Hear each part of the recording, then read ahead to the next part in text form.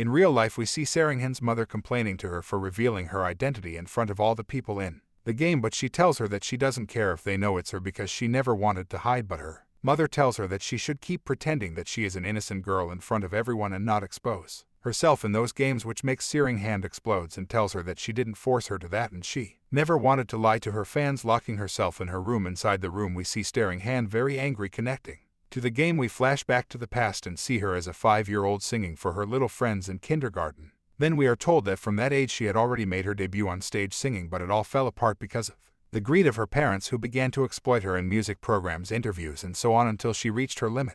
And in a televised event at the end of the year she burst into tears, leaving a very painful memory of Saranam. Now we see her sitting alone inside the game looking at the scenery and remembering when our protagonists put the tape on her when he appears, and although he wants to accompany her she throws him away. At that, Burris explains to him that she is angry because he lied to her and hid his powers, advising him to apologize to her. So our protagonist approaches her and apologizes, telling her that it was not his intention and that he was going to tell her eventually, but things happened like that. But she gets up and tells him that an apology doesn't solve anything, and our prota is left confused when suddenly a man appears in a giant griffin-like monster and captures Amber, knocking her unconscious. Our proto demands this character to come down and leave Amber, but he tells him to excuse him, but someone wants Amber and will take her away for a while. This angers our prota, who goes to attack even though Eurus warns him not to, but Jiwoo doesn't listen and launches his attack. Although when he's about to hit this man he activates his ability, creating refraction mirrors, and makes our proto's attack come back at him, although he narrowly misses. At that, Eurus explains to him that this character is Havoc and is of the same type, but that we see Havoc, which sees that our proto got to break a gem of him, and this one says that our proto is very strong since he has been the second person who has been able to crack that gem, but as he is only a human he has no right to have a fragment of God. Seeing love, we move on to the hidden tower in the western forest, where Amber wakes up and starts asking Havoc where she is and why he brought her there, but he tries to calm her down and tells her that someone wants to see her. At that moment some people appear and Amber is surprised to see that they are her mother and father. We went on to see what happened after Seringhan broke down in tears on stage as a child, and because her parents would not allow her to give up singing, and even though she had already lost her fame they would not allow her to give up her music career. And when no more contracts were coming out and there was no more money coming in, they wanted to do business selling their daughter's body, but Seringhan managed to escape and went to the police, getting the court to issue a restraining order for her parents to stay away from her. But even so, Saranhan was left with severe trauma towards the lies, and as the years passed she never left her room and spent her time playing online games until one day the reason why she went out into the real world came. Now we come back to the present and we see how Seringhan's parents are in front of her, and she starts to tremble, telling them that there is a restraining order, but they tell her that they read the article where it said that she was playing and they came to look for her, and thanks to Havoc they were able to find her. At that, Havoc tells them that she will go outside for a while to catch up and disappears. Seringhan plucks up her courage and tells her parents that if they don't have a reason for her to be there she will disconnect, but before she does they start apologizing and asking her to go back to being a happy family. Meanwhile, outside the tower, Havoc meets our prota and tells him that he surely got to that place because Eurus took him there, but our Produce shuts him up and tells him that he has to impart the same pain he has caused him. At that, Havoc snaps his fingers and his giant griffin takes flight, so our proto prepares to attack him, but when he realizes there are many of those griffins in the sky, and Havoc tells him that he used his fourth mirror, the clone mirror, but our protest still attacks even though these griffins keep appearing, and Eurus explains Havoc's ability, which consists of using 8 mirrors with different abilities. Our prota complains that this character doesn't have balanced skills, but Eurus tells him that it doesn't matter the balance in his power, since Havoc is not a character, he is a final boss that must be defeated with a specific strategy. Our proto thinks that it is ridiculous that a boss acts as a character, but at that moment he is attacked by Havoc's griffin, although our proto uses his ability of thousands of hits, and with that he defeats several of those griffins, although many more appear again. Then our proto tells Havoc that he will break that mirror, causing this boss to have a shiver, and our proto begins to launch many attacks of thousands of blows, managing to break that mirror. That our prota approaches Havoc, telling him that he is someone pathetic like Eurus, but Havoc tells him that he is not weak, only that he is very strong. So our prota asks him why he took Amber and what is it about the god fragment, but Havoc doesn't want to answer him, and before our prota attacks he is his almost broken mirror and creates a reflection of our own proton, which attacks our prota, weakening him totally. At that moment we see that Havoc thinks that he should have made clones of our prota and not of his griffin when Eurus appears and asks him what he wants and if he appeared because he was ordered to, but Havoc doesn't answer him and starts to bother him until our protest starts to form on the floor, and while he was still not fully formed, our protest clone attacks him again, but just before he hits him our proto finishes forming, and with his wooden stick he stops his clone's attack. Then we see that both of them go on the attack and activate their abilities of a million hits, managing to exploit an immense power, and although they manage to disintegrate, they automatically begin to regenerate and continue with their attacks. Meanwhile, Eurus keeps asking Havoc, but Havoc answers him by telling him that he should pay attention to the people around him, since not even they can mess with him because he is the most powerful monster in all of Chrono Life. Also, Havoc asks Eurus why he has a human owner now, if he never cared about humans or the rest of the world. Eurus doesn't want to answer him, and Havoc tells him that he has no interest in our protagonists, only in that fragment of God, referring to love. Then Havoc laughs and clarifies to him that love is not a fragment of God, but then he possesses the fragment of God. At that, we move on to see Amber, who is with her parents, and they keep apologizing until the mother grabs her arm and asks her where the mittens of silence are. So then we see that Iris is surprised to learn that those mittens are the fragment of God. So Havoc explains to her that the objects of the game are divided into normal, rare, unique, and mystical, and above those are the ascended ones, although Havoc has never seen them. But these mystical objects are very special for the gods. At that, we see Luna, who is watching from afar the battle of our Proto, saying that Havoc for ruined the surprise, and this one is accompanied by the god that was presented to our Proto when the server fell. And this god tells Luna that she herself has taken god fragments, and even knows that she didn't expect Hurricane to absorb Amber with everything in her god fragment, which Luna tells her that she's right. And when that happened, Hurricane ruined her plans. We go back to the fight, and we see that our Proto continues fighting against his clone, and this one ends up commando with his attack to our Pro. So Havoc tells Eurus that as the clone is a bot, he won't make mistakes because of human fatigue like our Proto. This warriors who runs to see his hand, but when he arrives, he realizes that our Proto is enjoying this fight so much, and although Eurus tells him that he is in danger, our Proto tells him that he already has 2 ways to defeat his clone, which surprises everyone, including Luna and the god, who are watching from afar. And that while Luna eats, he starts to say that Havoc is a boss created so they can't beat them alone, so those 2 forms must be a lie. But suddenly he hears that our Proto says that the first way to destroy the planet, and this surprises both gods. But our protest says that since he already used that strategy once, he doesn't want to repeat it, so he will do the second way, which calms Luna and the god. But on the other hand, we see Choi very nervous about this. Meanwhile, Sarang Han is being harassed by her mother, who tells her that Havoc promised her a lot of money for those mittens, but as she starts telling them that she doesn't have it, her father starts beating her and demanding her to give money to them until he tires her out. We go back to the fight, and we see that our Proto activates the veracity ability and starts to absorb his clone, but this one also does the same, so Havoc mocks him, telling him that he should have chosen his first option. Then our Proto says he will do plan B and embeds his tentacle to Havoc, starting to absorb him and weakens him to the point that the clone disappears. At that, our Proto thanks him for the battle and says goodbye, but Havoc recovers and with one attack cuts our Proto's tentacle. Havoc tells our Proto that he didn't think he would fight so much, but he has no choice but to give up that fragment of God. This is heard by the god, who is with Luna, and asks for explanations because he believed that the fragment had been absorbed by Hurricane. At that moment, we see that Havoc is about to retire, and so that our Proto leaves him alone. He gives him his mirror, which has one of the powers of the 8 mirrors, but our Proto tells him that if he unwraps it, he would get better objects. So Happy tells him that the mirror only works while he lives and leaves. So our Proto tells Eurus that he didn't care about getting that mirror, he just wants to rescue his Captain Amber. Going to the hidden tower, we move on to look inside the tower and see how her father is gumming Amber, demanding money and telling her that since it's a game, the restraining order doesn't apply and that they'll be able to take advantage of it to get money directly from her, while her mother says that now they'll be a happy family again.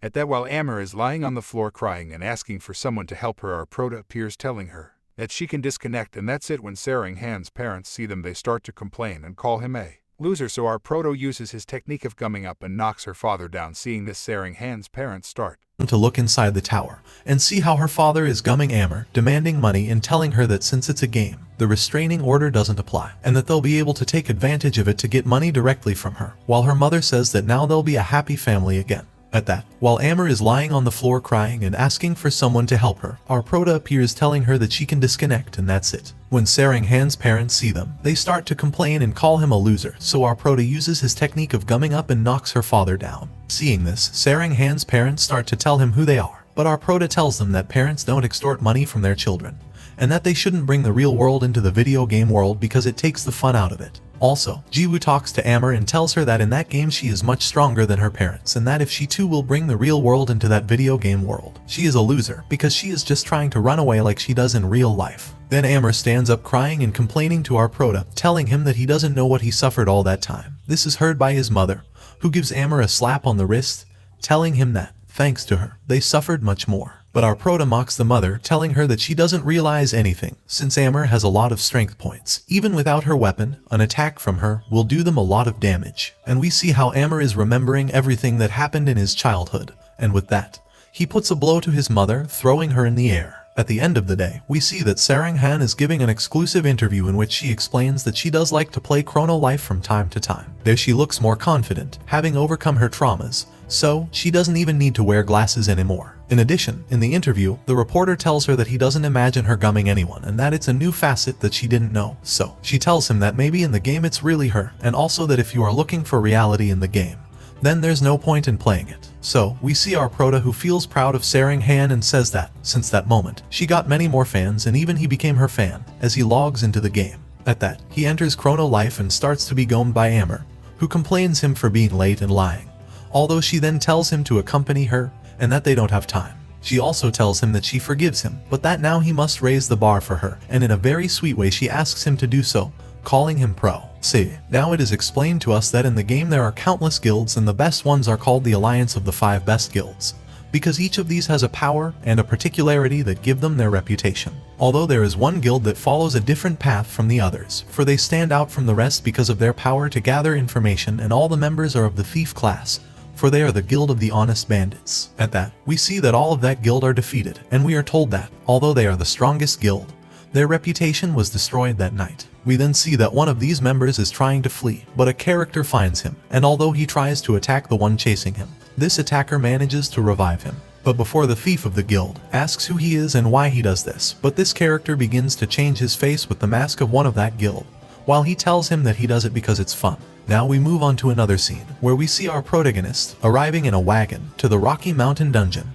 While he eats, at that, we see Amber who tells him that this dungeon looks so close on the map, that they should have arrived 5 minutes ago. And Jiwoo tells us that that cart is a service of the game to reach famous places, and it is called the Karagado, because it is pulled by a tame demon-gado, and that the player who created that service was a simple tamer, who now earns more than a director of a small local company. In addition, our prota explains that they are going to that dungeon because they can make Amber level up faster, although he thinks it's a lot of work and it would be better to take her to the Eurus map and make her level up to her maximum level there. At that, our prota remembers that he has a gift for Amber and gives her some ascended mittens. She receives them and starts crying, and thanks him, saying that she will take good care of them. Besides, she asks him for the real name of his character, and when our prota is going to tell her, the demon-gado gets scared and jumps, making the kids stumble on the cart, and Amber ends up on top of our prota. When the tamer driving the cart realizes that the demigod got scared because he saw an injured honest thief on the road, he stops to get help. Once in the wagon, this thief begins to tell them about the character that attacked him,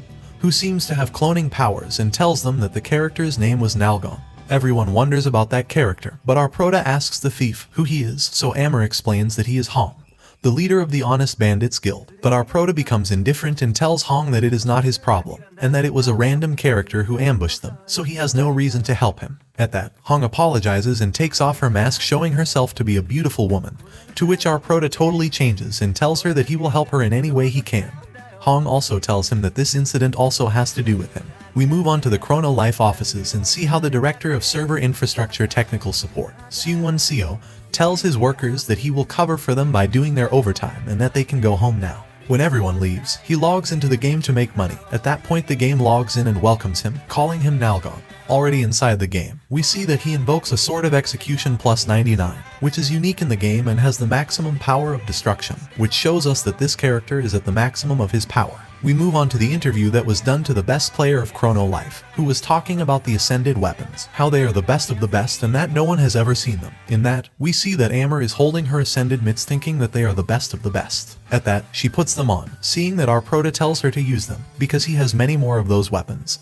And as she puts them on they start to glow, but suddenly they go out and she gets a notification that says that since she doesn't have the required power to use them in full, most of her powers have been blocked. Amber thinks those mittens are silly for low levelers, and as they complain he gently hits a rock and a giant burst of power occurs, realizing his strength, even with most of his power blocked. After that, Eurus asks our prota if he will help with Hong's request and he answers yes, since she said that it also involves him, since Nalgon's goal is to make money, and he wants to do the same as our prota, but copying the objects and selling them, which would hurt in the market and the game. So, he is the only one who can stop him, since not even technical support helps them. At that point our prota gets up and says that he must stop it so that it doesn't affect his main source of income. Amber asks him how he is going to find him and our prota says that he has to threaten the boss himself. Suddenly, we see our prota calling Choi and inviting him to the soup restaurant, and that if he doesn't go, he will bring down the servers again.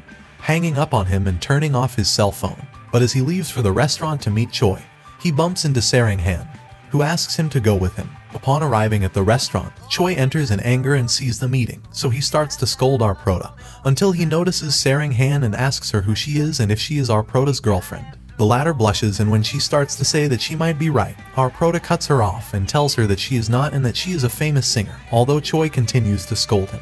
But they stop immediately when Sarang bangs on the table and tells them that they should get to the point.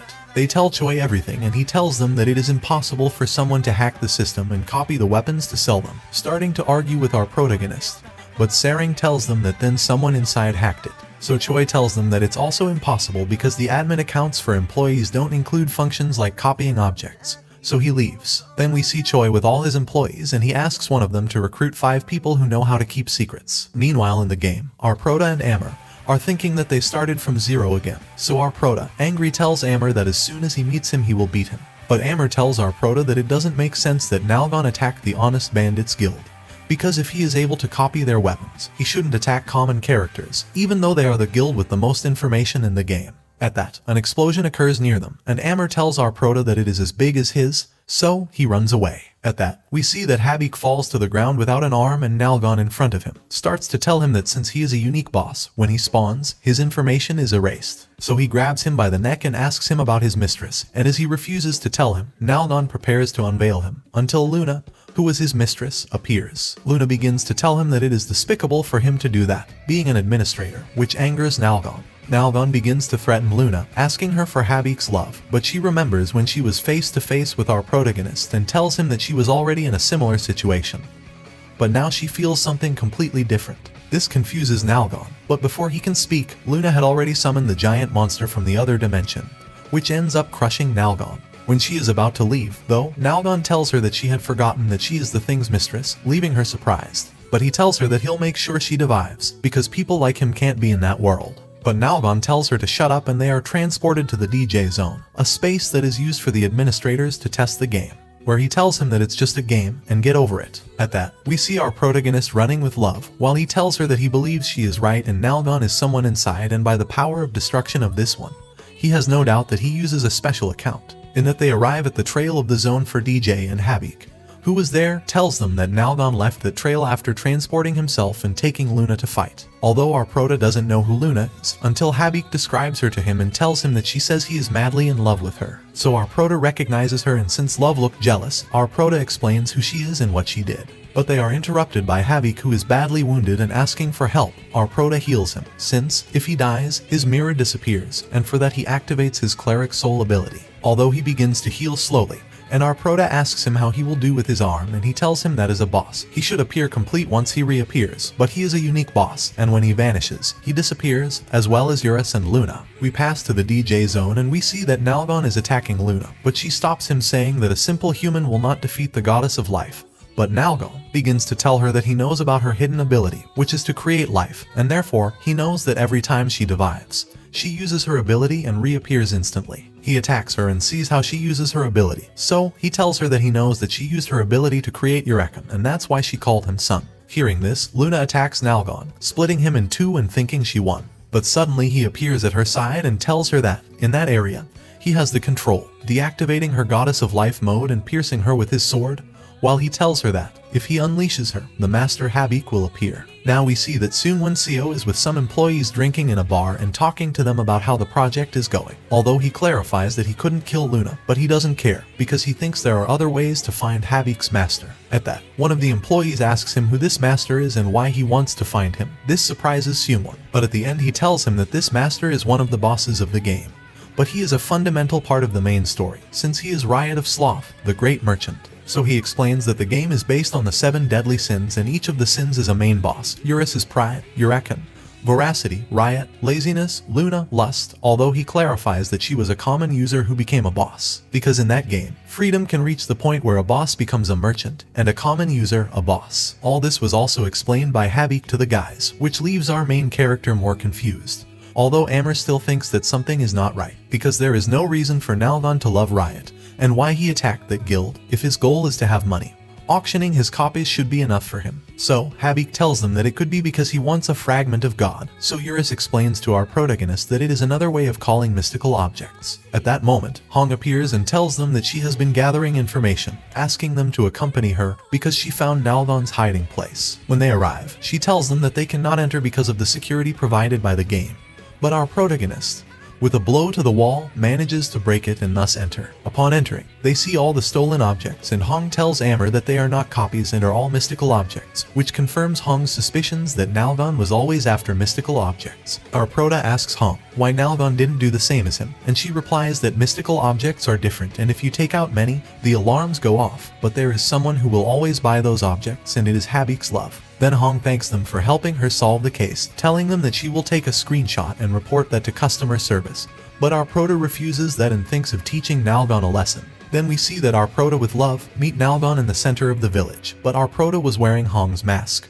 And when he takes it off, he tells Nalgon that he was only wearing it to go unnoticed, because he is very famous there. Meanwhile, Hong and all of his guild are on the roofs watching Nalgon, although she thinks she can't believe that our hero's plan for Nalgon to get there has worked. At that, we see that our prota's plan was to take all the weapons, and when Nalgon arrived and saw that his house was destroyed and all his things stolen, he would read the note that Nalgon left, telling him where and when to find him. When he arrives, he sees our protagonist, and as he wants to attack him, Jiwoo stops him by taking out a mystical object that Amber gave him, and telling him that, if he comes any closer, he will deliver him to a store NPC in the game, where for the object they will only give him 301. This scares and angers Nalgon, while our prota starts taunting him, but suddenly Nalgon is transported next to him, and we see him launch a very strong attack towards our prota, transporting him to the DJ zone. Already in the zone, they start to fight between the two, while Nalgon begins to insult him and tell him that users are the same and that all his work is useless, because in the end they always blame them and make fun of his efforts. At that, we see the story that Nalgon starts to tell about his past as a game developer, but he is interrupted by our prota, telling him that he won't let a criminal like him have a redemption arc, so he won't have flashbacks. But Nalgon also has a healing factor and regenerates from our prota's attack, and also activates another hidden power ability, Giant Soul, with which he attacks our prota. This pleases our prota, who wants these abilities, and activates his hidden power of Veracity, with which he wants to absorb Nalgon's attributes. But the latter activates another hidden ability with which he increases his agility, and now has light speed, and with that, he starts attacking our prota while telling him that all his attributes are at their maximum. So Nalgon tells him that it is impossible to beat him, so I handled well the controls of the game, and that he was just lucky to have a good weapon. This angers our prota and gives a headbutt to Nalgon. That confuses Nalgon, who asks him how he became so fast, but our prota tells him that he only knows how to use the controls well, and that he's not activating any skill, he's just taking advantage of the system. Then, Jiwoo starts spinning around, disables the backtracking option, and propels himself with his wooden stick, hitting Nalgon. This angers Nalgon, who asks him if he thinks he can beat an administrator, but our prota says yes, and suddenly Jiwoo's hand starts to light up as he says goodbye. In the village, Amber is desperate to know what's going on, until Hong appears and asks him if he knows about his plans, and that it seems very strange to him that our prota has delayed a whole day to summon Nalgon, thinking that this has to do with the way he plans to beat him. Meanwhile, in the DJ zone, our prota activates his hidden summoning ability, and this makes Nalgon mock him, since it is a very basic ability, and due to the fact that he doesn't have the necessary points, he would only summon a weak monster. But suddenly from the summoning, Choi appears, leaving Nalgon very surprised. Fast forward to the previous night, and we see that after finishing drinking, Soonwon's employee leaves with his girl, but is intercepted by Choi and his employees, who end up beating him, and he confesses everything, like he was planning to take that money and then flee the country. After confessing, Choi thanks our protagonist, who doubted that it was a video game company, because they behave as if it were a mafia, since Choi gives the order to bury that employee. In addition, Choi tells our prota that Nalgon will be taken care of the next day, firing him and suing him for damages. It is there when it occurs to our prota that Choi appears in the game after summoning him. We return to the game, and we see that Nalgon is nervous, and as he cannot log out, he thinks of closing the DJ zone. But before he escapes, Choi activates the boss zone, totally changing the environment. Nalgon gets angry and tells him that he was still going to resign, launching himself to attack Choi, but does not even manage to touch him. In that we see the characteristics of Choi, and he has infinite in everything, and with just one blow, he finished with Nalgon, while he was firing him. After that, the objects were returned to their owners, discovering more victims of Nalgon. Also, Seungwon was fired and beaten up, and as he wanted to counter-sue for assault, he was sued for many more things, so he ended up in ruin and totally discredited in the field of video games. After that, everything went back to normal, with our protagonist killing bugs for money. At that, our prota gets up and disconnects from the game, thinking that he couldn't ask Nalgon if Luna is a player or an NPC, when suddenly he sees a girl sitting next to him, who calls him Rookie. Then we see that they both sit down to eat, and our prota realizes that at least he already knows that Luna is not an NPC, but a user. At that, our prota starts to remember when she treated him badly and asks him who exactly she is, how he knew she lived there, and how he got her door code to get in. Luna finishes eating and tells him to keep asking her all the questions he has, because she will answer everything. Then our prota starts to ask her questions, although first he asks her about the color of her hair, since, in real life, it is also black. But when he realizes that Luna is straying from the topic, by telling him that, if she liked pink, she can dye it, he resumes the questions. At that, he asks her if she is a unique boss, and that if Nalgon has lost her, then her character is already erased. So, she tells him that she only lost her human form, so she didn't lose her character. Hearing this, our prota tells her that she will continue killing 1,000 characters to become a goddess of life again. But she tells him that there are more requirements to become one, not only that, and that she can switch between her human and divine form at will. At that, our prota asks her again who, threatening to call the police if she doesn't give him a concrete answer. But Luna tells him that there are too many meddling people in this world and gets up asking him to be her man. At that moment, his apartment doorbell rings and it is Sering who is worried about him and wants to go in to see him, so he hides Luna and shows her in. Upon entering, Luna is nowhere to be seen, since she was behind a curtain, and Sering tells her to ask him what time he will connect the next day so that he can raise her level. She also asks him for his cell phone so that she doesn't have to visit him all the time, and threatens him if he ignores her messages. As we leave, we see that Sering was very nervous and only thinks that she has the number of our protagonist. But in the face of her doubts, she still leaves thinking about writing him as soon as she gets to her apartment. We return to Jiwoo's apartment, and we see that our prota asks Luna to leave, but she tells him that she will stay to sleep, although she was only joking, telling him that as soon as he responds to her proposal, she will leave. Our prota gets upset at her proposal and Luna tells him that she misunderstood him, and that what she wants is for him to form a group with her in the game. Meanwhile, we see that Habik is in his master's sanctuary. Introducing himself, he sees his severed arm, and with his power he manages to give him a new arm, although Riot asks him if our prota did it. But Habik tells him that, on the contrary, that our prota saved his life, and he is the perfect candidate to be one of the 7 deadly sins. We move on to the Silver Beach Paradise, where you can easily level up by fighting monsters called slimes. But you must be careful against the boss of that area, because it is the Kraken, a very ruthless and difficult monster to defeat. At that, we see that our prota defeats him with one blow, and tells Amber to deviate him. Amber attacks him, but after defeating him, he doesn't manage to gain any experience. So Eurus explains to our prota that it's because she has a much lower level than him. Although our prota tells Amber that he looks stronger, and she tells him it's because of the mittens. To which our prota tells her that, with those weapons, she could level up by herself. But she realizes that, if she does that, she won't be able to be with our prota, so she tells him that she'd rather be leveled up, since it's easier. Meanwhile, we see Luna watching them from the sky, while she remembers what happened the night before, and how our prota rejected her, telling her that he didn't trust her, since, the last time, she stabbed him, and also that she already has a group with Love, and if he leaves her, she might knock him out in real life. So, Luna sees them while she says she is jealous, and when she leaves, she starts to say that she will make their lives impossible, and he will kill Amber, and will be her man, to end the game. Now we see that Eurus continues to insist that the attempt to raise Amber's level will not work, and we see that she realizes that our protagonist is talking to Eurus, although for her, he is talking to himself. At that, she asks her who she is talking to, and Eurus reminds our prota that no one can see him, only him. But in order for him to manifest himself to everyone, he can share some magic with her, even though his magic power is minimal. Our prota accepts and begins to cast the spell that makes Eurus appear in front of everyone. When Amber sees him, he wants to caress him because he thinks he is cute, and although Eurus tries to be threatening so that he doesn't approach him, our prota allows Amber to caress him as much as he wants. At that moment, Habik appears, who tells him that he found him thanks to his mirrors and that he has come to look for him urgently. And while he tries to tell him that someone will arrive, our prota interrupts him, asking him how he sewed his arm again. Suddenly, a very strong blizzard begins to fall on everyone, and Habik tells them that his master, Riot of Sloth, has arrived, seeing in the sky a group of warrior angels who are coming down with a giant throne, although our prota thinks it is too big, since, being a merchant, it should have a human form. Before arriving, Habik apologizes to his master for not being able to talk to our Prota, but Riot tells him that he will talk to Jiwoo directly. At that, he lands on Earth and our Prota realizes who Riot from Sloth is. Meanwhile, we see that Luna finds the skeleton of Yafi, the first brave warrior, sitting on his throne. But suddenly a light starts coming out of the skull and Luna prepares to fight, saying that the story of that game is too old-fashioned and childish. We return to the beach, where Riot is the leader of the most powerful army of angels and symbol of the sin of laziness, known as the Great Merchant, who has a gigantic throne of pure gold that exudes opulence, and we see that he is like a child with small wings. At that, Riot comes down from his throne and asks our Prota if he is the warrior everyone is talking about. And when our Prota answers yes, he tells him that humans lowered their standards a lot, starting to gum our Prota with his power. Seeing this, Habik tells Riot that he is the one who will help them, but Riot tells him that they don't bond with humans and that he has been a fool to trust them. Suddenly, our Prota gets up and tells him that he's glad he knows that users will never be friends with monsters, preparing to fight. At that, while both of them are fighting, Riot explains to him that our Prota caused everything by killing Eurus, since he was the last boss they had to face to complete the game.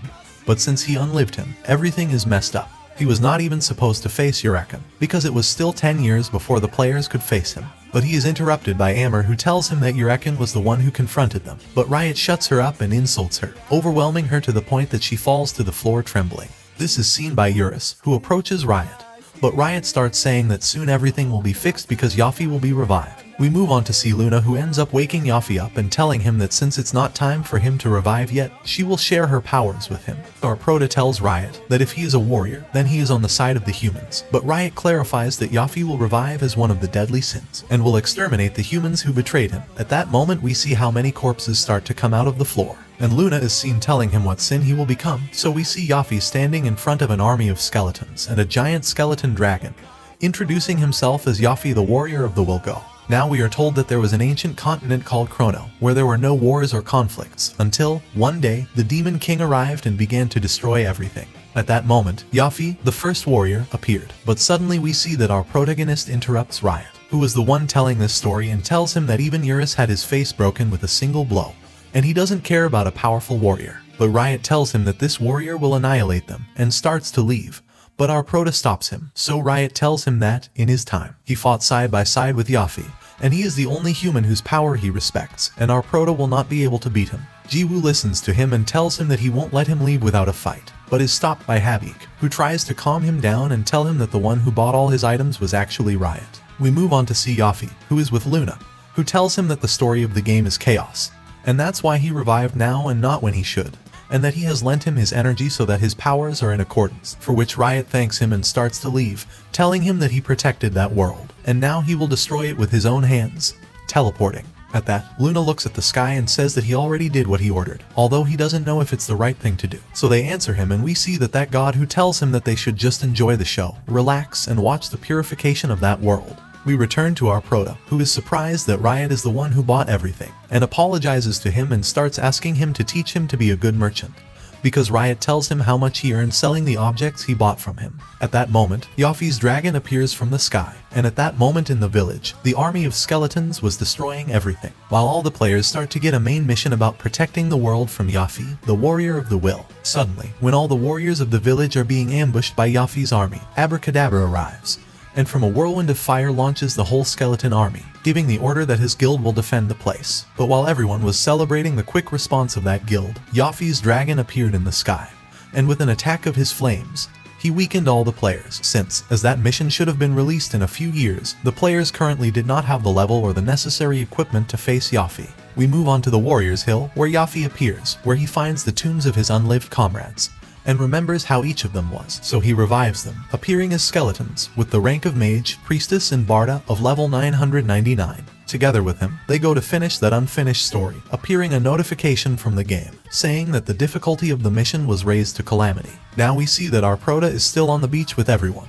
and he tells them that he might go back to destroy that bony dragon. But Riot explains to him that that way he would also end up with the characters in the game, and besides, being an army of skeletons doesn't affect him, and when the server restarts, they will still be standing, so he can't go to war by himself. Then our Prota tells him that if he's already there, he should try, and launches an attack, disabling his recoil, boosting himself and flying into battle. leaving Amber on the beach with Habik and Riot. At that, we see that Front Village has been totally destroyed, while, in the virtual reality rooms, users start complaining about that game, until they see an ad for Chrono Life and everyone freaks out. Suddenly we go to the offices of Chrono Life and we see that an employee is desperate to see that the players will not be able to pass that main mission and demands Choi to intervene in the game. But Choi calms him down and tells him that it is against the policy, and that he only intervened for Nalgon. At that we see that Chrono's message said that they depended on the users for the future of Chrono Life to continue.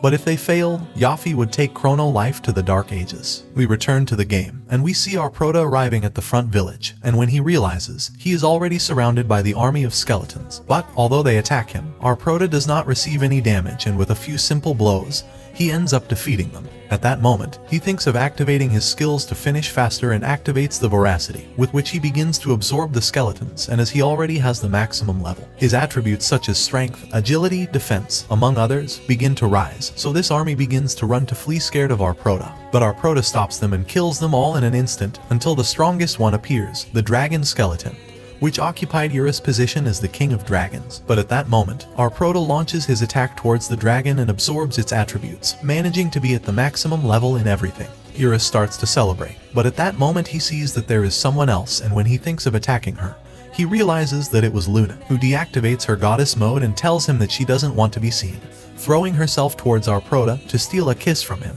This kiss confuses our Prota, who gets nervous because it was his first kiss. But Luna starts to tell him that he slipped, but as our Prota has his agility to the maximum, if he wanted he could have dodged it, and that it was also his first kiss. But our nervous Prota starts to ask her what she is doing there, and she tells him that she wanted to give him an object, showing him a jewel, which only has the characteristic that it is mythical. Our Prota receives it and she tells him that she shouldn't have it, nor give it to him, and that's why she deactivated her goddess mode, so that she can't be seen, but that she knows that this object will be useful. At that, Love appears running towards him, telling him that she looked for it everywhere, when she realizes that Luna is very close to him, so her feminine intuition is activated. Our Prota apologizes to her, telling her that he got excited and flew away. But Amber approaches him and tells him with a very sweet and fake voice to introduce him to the girl next door, so our Prota tells her that they already met before. At that, Luna activates her goddess mode, making Amber recognize her, but Luna keeps talking and tells our Prota that Yafi is about to arrive, and thanks to the magic she shared with him, she is now at the top of her level, so it will be a difficult battle. We go to the center of the demon world and we see that in the Demon King's castle Yafi arrives with his allies, and they see Death, the Demon King's right-hand man, who welcomes him, calling him the one who killed the king. Yafi is surprised to see him still alive, and he tells him that he is immortal and asks what he is doing there, to which Yafi replies that he has come to collect what is his, the sword of the brave warrior, which is of mythical category, and is the strongest sword of all, which can only be wielded by brave warriors. Although Death warns him that the Demon King's energy is contained within that sword, but Yafi tells him that he knows what it implies, grabbing his sword again, activating his hidden class and becoming the new Demon King, acquiring all his special abilities, as well as having his attributes multiplied by 10. In addition, with this hidden class he unlocks the hidden ability with which he can dominate all the demons, with which he orders Death to gather all the demon soldiers and destroy the human world. Then we see that Death generates a dimensional portal with his mouth, and Yafi orders all the soldiers to attack. So, in the human world, Amber realizes it and sees the invasion of the infernal army begins. Meanwhile, Riot sees together with Habik everything that happens, and thinks about the size of Yafi's anger towards humans. Our hero sees the demons and launches an attack on them, thinking that he has already won the battle. But suddenly he realizes that, from the mouth of Death, more and more demons are coming out. Luna, seeing this, says that the army of demons is very strong thanks to the infinite magic of their horns. But, in addition, having Yafi as king of the demons, they also have his magic making them immortal, since they are demons and undead, becoming the most powerful beings in that world. So he asks our protagonist what he will do now, since even with his voracious ability, he will not be able to defeat them. At that, our Prota tells him that he will defeat Yafi and activates his hidden power of Cleric Soul, with which he blesses his weapon, saying that if he fights against undead, his attacks must be sacred. After that, he does the upward strike attack again, but now in a sacred way, achieving a much stronger attack, which leaves Luna totally paralyzed. Now we see that demons are known as the strongest race in Chrono Life, for being very strong since their birth, and having unlimited magic, even more being Yafi their Demon King.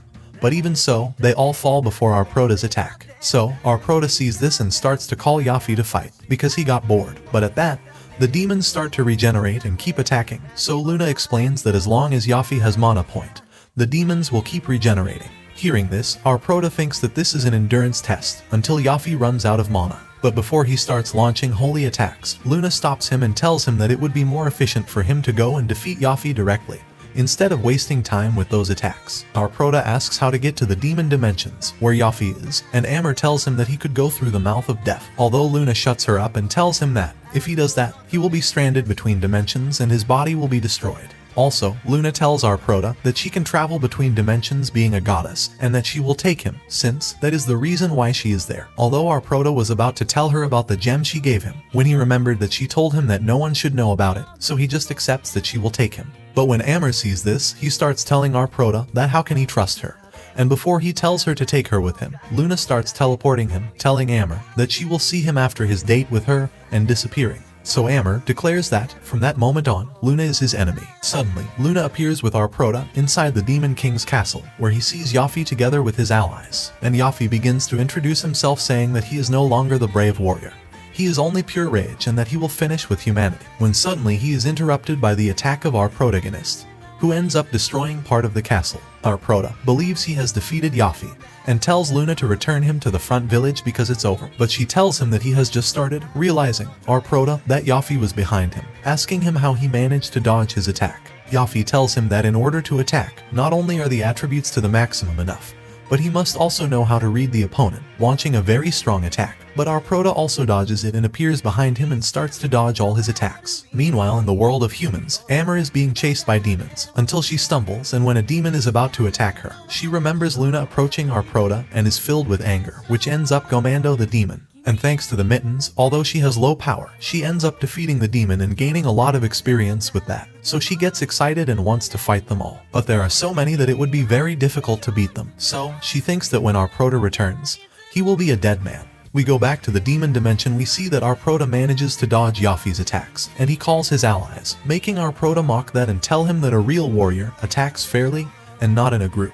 Luna tells him to be careful, because this group has never lost in their raids, so he proposes to fight together, and that way they will be able to defeat them. While, in the game, Amber was ready to be stepped on by a demon, when she realizes that suddenly his leg is cut in two. At that, one of the thieves from the Honest Bandits Guild appear and start attacking the demons, only to realize that it was Hong who was helping Amber. Suddenly, they see more demons approaching, and Hong tells Amber that Chrono Life is quite an interesting game, giving the order to all the thieves of his guild to deactivate their stealth mode and activate the combat mode to protect the village. So, the thieves start attacking with their weapons imbued with holy water. Amber is shocked to see the attacks of that guild, and Hong tells her that this is the second time she summons everyone, since the first time was when they attacked our Prota, although Amber tells him that she fell asleep that day, and that's why she couldn't see that fight. At that, Hong tells Amber that they are not alone in this battle, so then Hawkeye appears, attacking along with his guild, and in that way, all the guilds start to appear preparing to fight. The army of the demons versus the alliance of the 5 best guilds. Meanwhile, in the demons dimension,